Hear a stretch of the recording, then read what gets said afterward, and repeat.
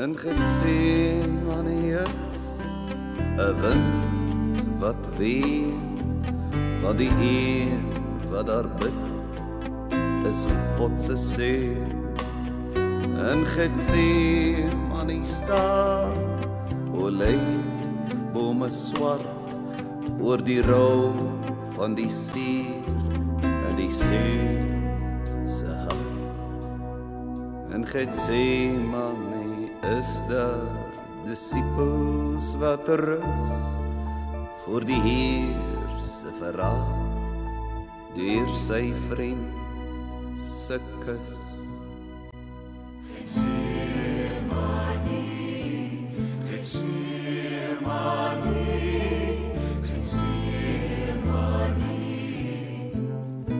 Getsemane, Getsemane.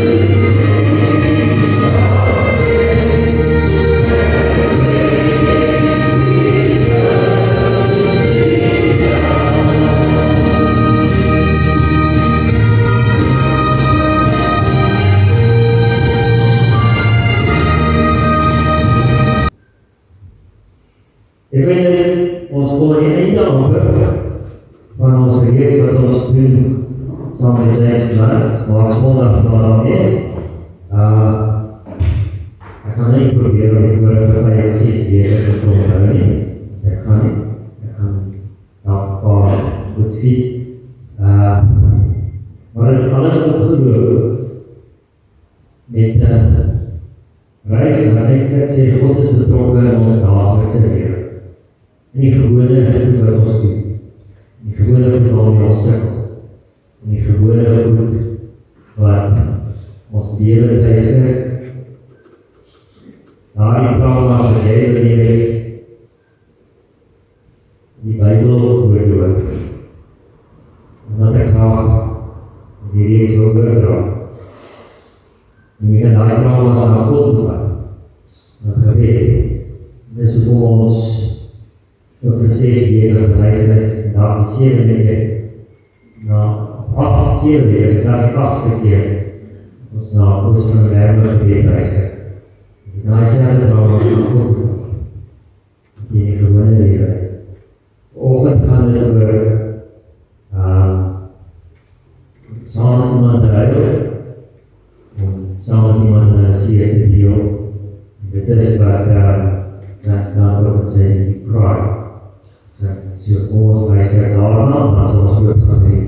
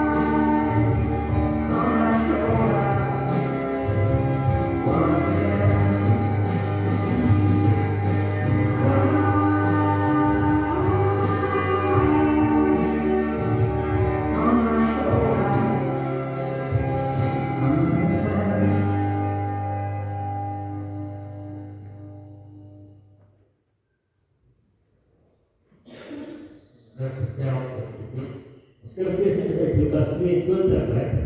Daar is ondanks die skriflesing. Ja. Skriflesing is uit Lukas 22, hè?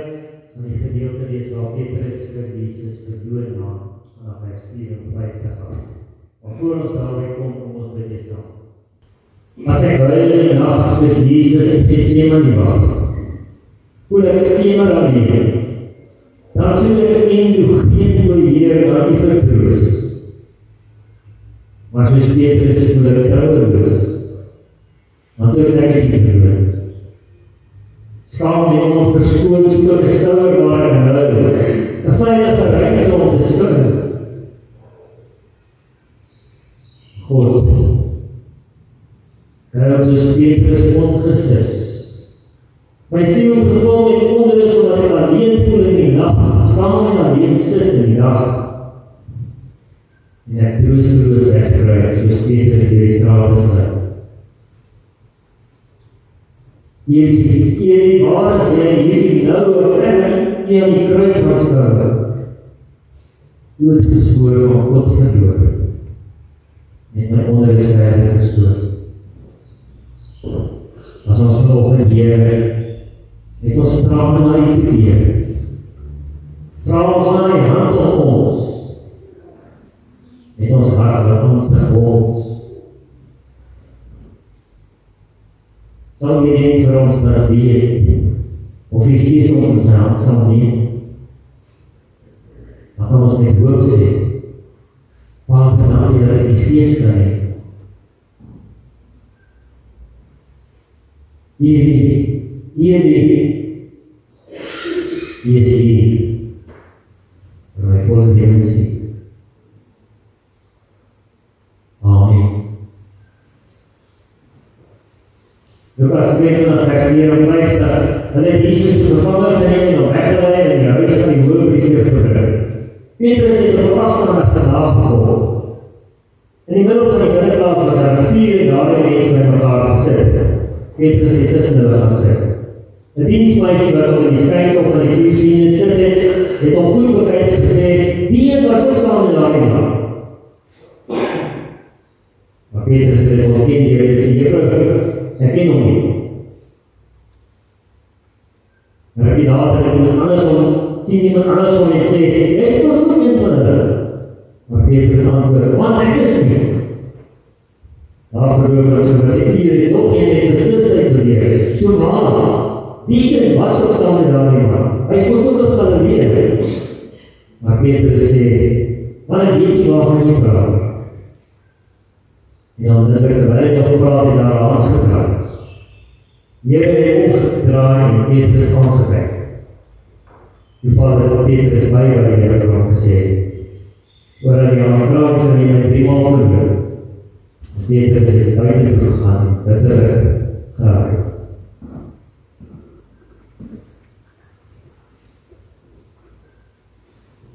En vriende, as die lewe jou leer, wil jy baie keer net in die hoekie gaan sit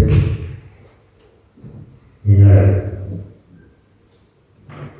Jy moet huil oor wat die lewe jou aandoen. Soms wil jy huil oor jou eie onfoute. Partykeer is huil net gegee. Maar mense het maar net simpatie as jy onfoute kom. Jy moet maar aan een sien en maak jou foute reg. Huil tot jy maar is jy alles reggemaak het, want alles is reg. Dan kan ons weer saam lag. Het is lekker om saam mense te lag. En wanneer is as die persoon in die liedjie van James Blunt, wil jy op die vloer gaan lê en huil. Dan daar jy op die hele lewe ingesond. En miskien is dit wat Petrus beleef het. Want sien, Petrus was die voel wat gedink het en wat bedoel het om deur alles weer by Jesus te staan, om nie oor te trok nie. Wat toe die probleme regtig kom en in die druk gedruk word, maak hy Jesus se profesie waar. En hy verloor hom 3 keer. En die oomblik onder druk en spanning. Maklik om te sê, ons sal dit nie. Maar as jy klop gewapende mense om jou het, en jy leier, word op daai oomblik vonnis met partyke die doodstraf gaan wees, dan is die antwoord so eenvoudig. Petrus gaan in wat ons ook al baie keer doen. Hy gaan in 'n proses van selfbeskerming. Hy wil nou homself red in hierdie situasie. En as eers die naam draai, dat hy onthou wat hy vir Jesus wil gesê. En onthou en gemaak op my Jesus glad nie. Dit was te veel vir Petrus. Die tekst sê vir ons, hy het uitgegaan nie, bitterlik gehou. 'n hartverskeurende hou van iemand wat gefaal het in sy geloof. En hy het nog verwag is. En nou sê die skande onder die disciples, so dat hy afgeval. Hy het bedrome, hy het gepraat, maar die oomblik dat die krans van die saak wat hy moes doen, toe is dit gesteek, nie meer daar. En dit is 'n massieve leefstelling. Ons leer in hierdie verhaal, baie van die liedjie van die vraag. Want, eintlik wat ons nou skrifgedeelte lees, is iets wat ons eintlik in ons skrifgedeelte mis. Dit wat ons moes wees is die dag. James plaas die en hy en sy vriendin op mekaar se skouers onder. Die Petrus huil. Het hy alleen by gestaan. Daar was niemand vir hom. Hy is alleen geloos. En sy hartseer, en sy skande, en sy bitterlike, diep seer. Nie een van die ander disciples was nader op geweest. Hy voel skaam, hy voel skuldig, hy voel alleen. Sy hart is in twee geskeur. En niemand die de skouer aan vir hom op te hou. Johannes was saam met hom in die binnendring. Johannes gaan nie eens uit. Want die woord gaan in die Petrus. Daar was Petrus te skaam om een van die disciples te nader en op hulle skouer te gaan hou. Maar is dit nie jy probleem nie?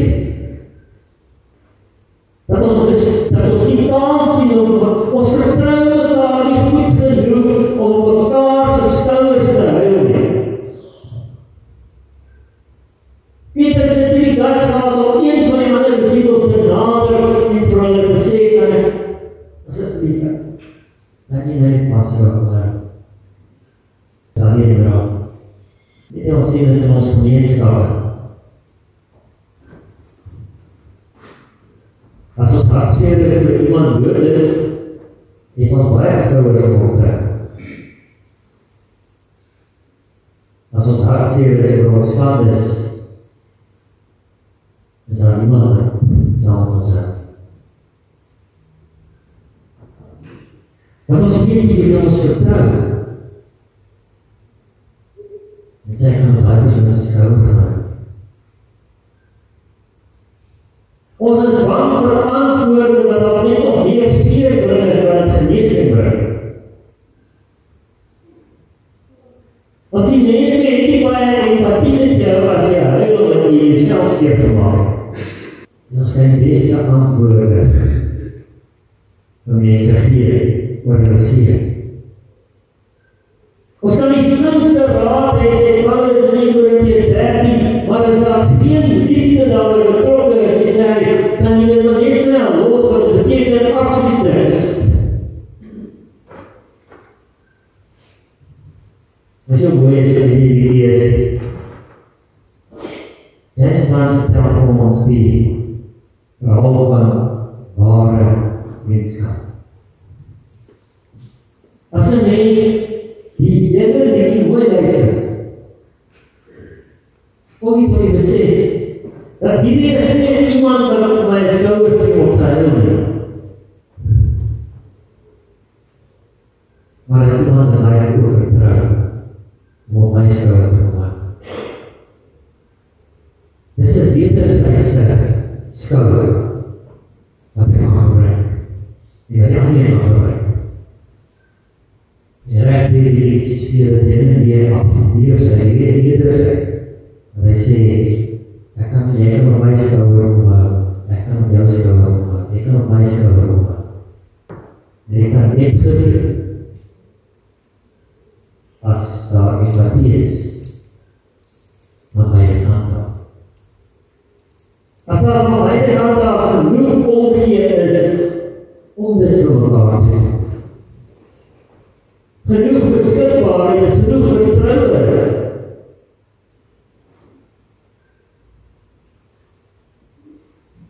Nie ons mekaar vraag nie kijk. Jy kan jy vertrouwen. Met jy siel. Met jy skade. Of is jy daar water wat jy nou sê, oor jy het opvolgen het. Of is jy bang vir die antwoorde, of die vraag, as jy vir iemand vraag, of jy net 'n skouer wat kry om te hou. Wat nou ek wil vertel van Wolterstorff wat gesê het, hy soek antwoorde, en hy soek iemand die breerbank sal dan op kan opzet. Het jy die breerbank? Het jy iemand wat sal met jou die breerbank opzet? Is jy iemand wat saam met iemand anders op die breerbank gaan sit? Ek kom hier dat ons best beter is. Om daai moment, na Jesus verdoorde, iemand te vind op die skouer herinner. Want hy weet hy is in die gebos, en spyte daarvan dat Jesus ons gewaarsku daar. So eintlik is daar nie simpatie vir Petrus in hierdie verhaal nie.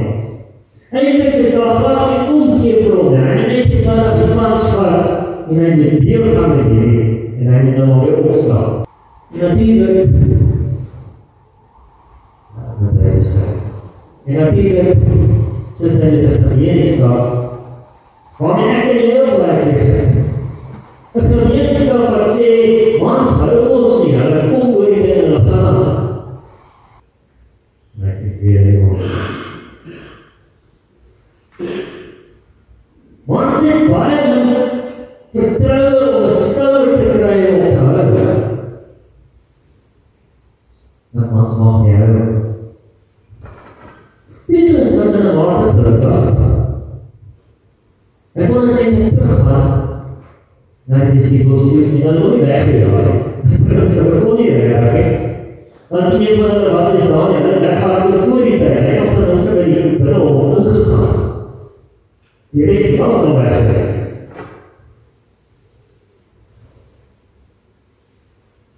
En op kan hy regtig wel die skouers hulle nie, is hy hier in die kring aangaan.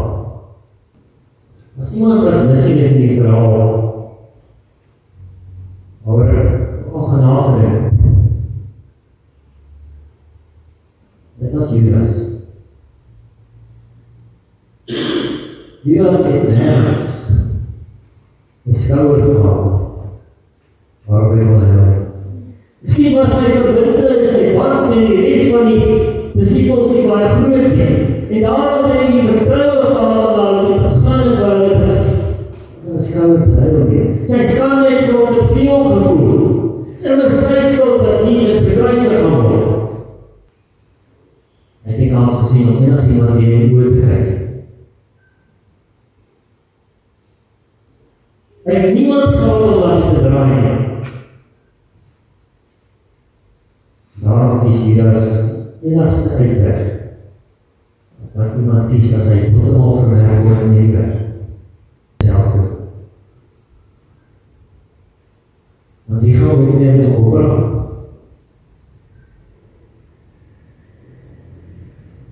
Nee, vriende, dit is die hartseer wat ons het, as jy sit met en iemand die jy kan gaan. Ek sê vandaag weer die lyn tussen wat met Petrus gebeur het en wat met Judas gebeur het is baie fyn. Dit kon net so wel andersom gewees het. Maar ons terug na die so 2 weke terug van daarvoor. Dit is maar wat gaat 2 weke terug, ja. Het vereindigt en die zelfbeeld. Erik Fischer, James Blunt se vriendin, as maar iemand altyd daar was allemaal. Hy sê, as daar iemand niet gekom het in die muziekbedrijf of in die kunstbedrijf wat niet in die stad is gekomen, dan kan je Fischer altijd gesê, die blijven met die by so daar weer. Dus hy kan altijd een klomp mense na huis gaan. Maar die ene daar, waar Paulus verstaan het. Die ene verstaan waarmee sy gaan, as die donker nacht oor haar kom en die donker gedagtes haar lewe oorwees het. Oor Judas kan ek nie veel vir jou sê. Ons het soos Paulus in Romeine 12 sê, van God om my te sal. Ons weet Petrus, dat om ongelooflike gewys die genade van die Here ontvang. Jesus sê in Johannes 21, en ons weet dit, Sondag en ons is deel van die wetenskap, het hy uitgeleid aan Johannes toe. En hy kan weer in sy Here herstel. En jy moet bietjie moeite doen. Dan lees as jy by die huis kom, die verhaal van Johannes 21. Al die middelste verhaal, die gedeelte waar Jesus en Petrus in gesprek is, nadat hy by die naam op die strand bedien. En jy lees nie een oomblik van veroordeling of terugwendwysing na wat Petrus verkeerd gedoen het. Petrus het nie nodig om verder te huil. Want Jesus vergeef hom onvoorwaardelik, maak nie saak wat die skuld was.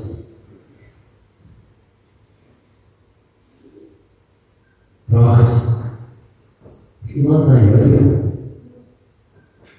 en dit terug seer en skande oor wat terug het dan by jou om veroordelende skouer om te sal jy Jesus se genesing en hulle kan inpraat sodat hulle kan opstaan en weer kan leef. Want dan is het heel die grond mee safrij. Amen. En vrienden, dan gaan ons die nachtvalsvormende lees wat ons in ons Peterkerk gebruik. Volgens 1 Korintiërs 11 vers 23 tot 25 sê Paulus vir ons hoekom die nachtval belangrik is. Hy gebruik Jesus' woorde. Die Here Jesus het in die nacht voordat hy gekruisig is, brood geneem. Hy het vir God dankie gesê. Hy het die brood gebreek en vir sy disippels uitgedeel en gesê, dit is my liggaam, dit is vir julle. Dit kan my as julle dit eet. Hy het dieselfde gedoen met die beker na die tyd. Hy het vir sy disippels gegee en vir hulle gesê, hierdie beker is 'n nuwe verbond, wat deur my bloed hulle verlos. Gebruik dit elke keer as julle daarvan drink, om aan my bloed te drink wat vir julle sondes gevloei het. Elke keer as julle van hierdie brood eet en die beker drink, is dit soos 'n preek waarmee vir mekaar vertel van Jesus se dood vir julle sondes. Julle moet ook onthou dat Jesus eendag weer gekom. En onthou dat Jesus altyd by julle is, as jy dit nagmaak gebruik. Tafel nou gereed word, en by die tafel gereed gemaak word, sê ons wat sê en herhaal.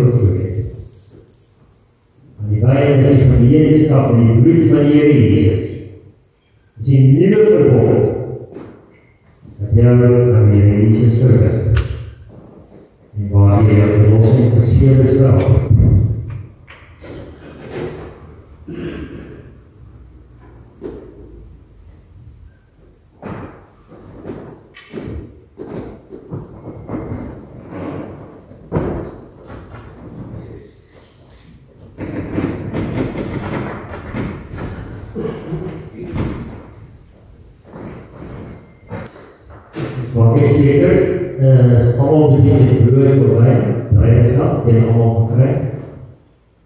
Ja,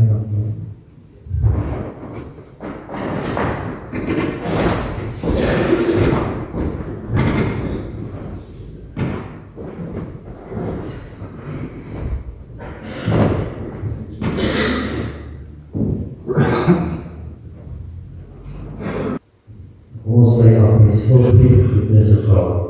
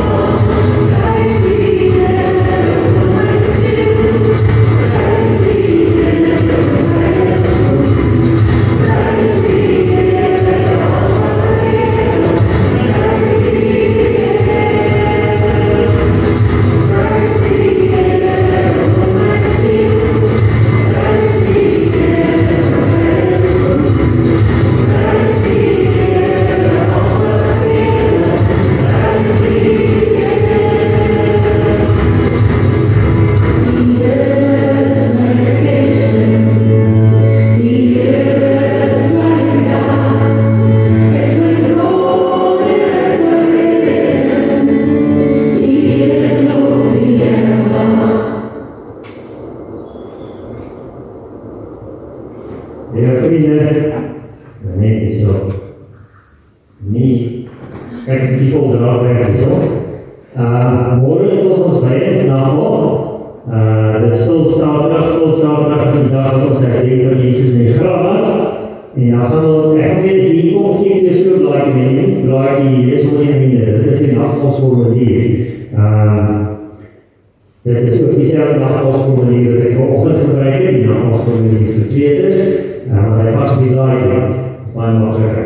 En dan, maar die gaan 'n PowerPoint show wees, dit kan ek net show, die PowerPoint aanbieding, wat eintlik die erediens is, en jy volg die PowerPoint aanbieding, het is 12 slides, as jy hierom is, en jy is goed, jy is gereed om nagmaal te kry, kom jy na die tafel toe, jy kry nagmaal die middel in die tafel, en jy kan so aanplei as jy wil, jy kan nie sit vir 20 minute, jy kan sit vir die hele 2 ure wat ek as jy ook nie sit, as dit vir jou geestelike betekenis het, welkom, nagmaal is welkom van julle, ek leer uit, môre ons wydingsnagmaal, by die enige tyd is 8 uur, 10 uur kan jy kom, en 8 uur kom, en 9 uur kom, as jy kwart voor 10 kom, sal ek steeds wacht in die taal, sal jy nie uitjaag nie, maar kry ons kwart voor 10 of half 11, maar dat is nie een probleem, want dit is belangriker dat jy die teenwoordigheid beleef, as het echt voor vir jou is.